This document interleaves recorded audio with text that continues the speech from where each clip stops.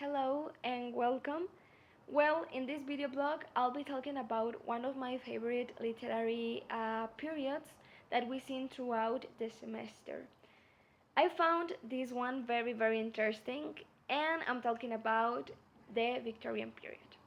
I chose this one also for my essay, and when I was reading the articles for the information of the period, I found it very interesting, and I think I became a little bit obsessed of this one, but it's because it's very amusing. It happens a lot of things. It happened a lot of things and a lot of changes during this period. So I think it's one of the most iconic because it changes the literature somehow. So I'll be starting by mentioning the most iconic and important um, characters in this period. That is the Queen Victoria. We know that this period arrives during the Queen Victoria's reign, and it was a reign very intense, very dramatic. It happened a lot of changes. For one side, they were the industrial changes, the advances like the railway network, um, the when the now accessibility to literature pieces, now it was more affordable to have literature in your hands during this period, and I found that one like very interesting, how it started to emerge this print production and distribution around the Britain country.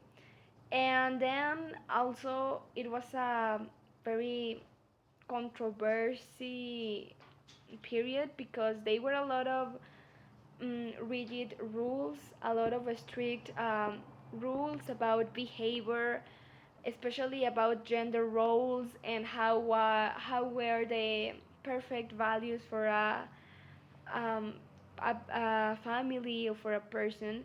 So the society was were very ruled, and there were a lot of also taboos, a lot of taboos about sexuality, about feelings. They were not seen as something positive, as something that you could talk about. So the society felt a little bit like, without freedom, like in a cage. And but then arrived. This helps to arrive writers like Charles Dickens or Charlotte Bronte, who started to write about this, about how society was lived in that era, in that period, and they were topics like poverty, love, injustice, and emotional conflicts.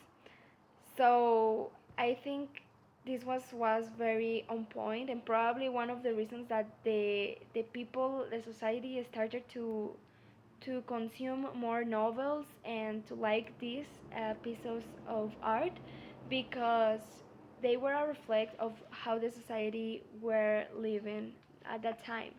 As I told you, they were a lot of social expectations and a lot of contradictions, poverty, um, but at the same time, the boom of the advances of the revolution, industrial revolution.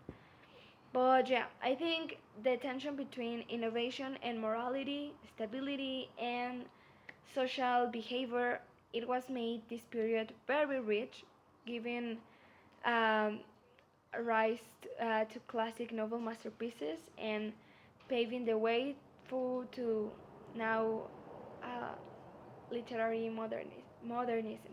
And that's it. Thank you.